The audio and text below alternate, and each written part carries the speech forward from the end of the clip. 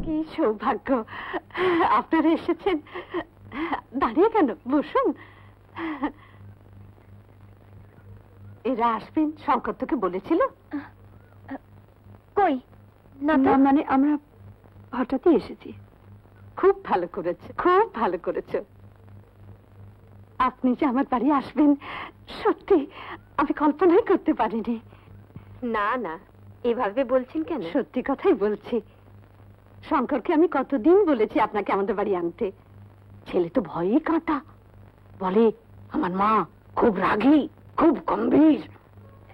না মানে ওই টেলিফোন। দেখতো মা, কে টেলিফোন করলো? হ্যাঁ,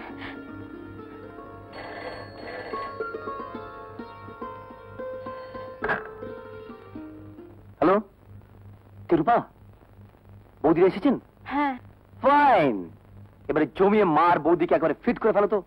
পারবো না। তোমার মা যেভাবে আমার দিকে তাকাচ্ছিলেন, ভয়ে আমার হাত পা ঠান্ডা হয়ে গেছে। এরপর যখন জানবেন যে অন্য জায়গায় বিয়ে কথাবার্তা আমার কিছুই ঠিক হয়নি, আর তুমি তোমার বৌদিকে মিথ্যে কথা বলেছো ওদের এ বাড়িতে আনার জন্য, তখন যে আমার কি হবে?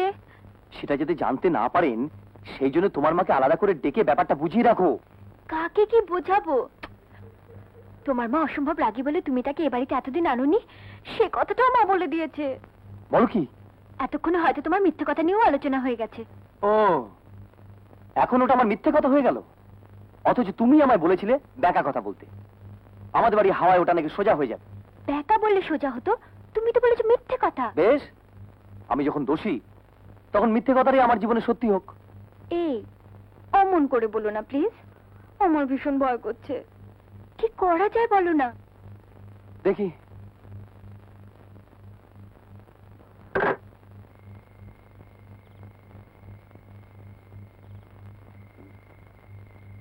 ইয়ে মানে মা ঘরে নেই বৌদি? পুজোর ঘরে আছেন। ও আচ্ছা, আমি যাই। পুজো হয়তো হয়ে গেছে, কিছু বলার থাকলে। না, ঠিক আছে। ঠাকুরপো শুনো,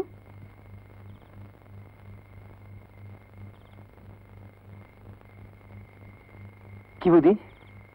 আমার কাছে তখন তোমার মিথ্যে কথা বলতে ভয় করেনি? তখন ভয় করেনি, তবে এখন করছে। তাতে আর কি লাভ? যা হবার তা তো হয়ে গেছে। কি হয়েছে বৌদি? মা কি খুব রেগে গেছে? স্বাভাবিক, আমারই খুব রাগ হয়েছিল। এবার মতো ক্ষমা করে দাও বৌদি, প্লিজ। মাকে কি কোনোভাবে রাজি করানো যাবে না? মামুনি, মামুনি রাজি। ইউ আর গ্রেট বৌদি, ইউ আর গ্রেট।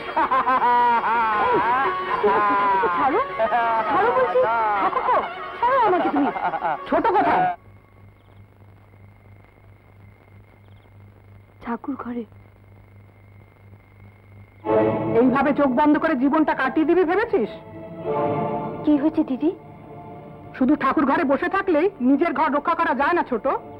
কি বলছো? আমি কিছু বুঝতে পারছি না বর্দি।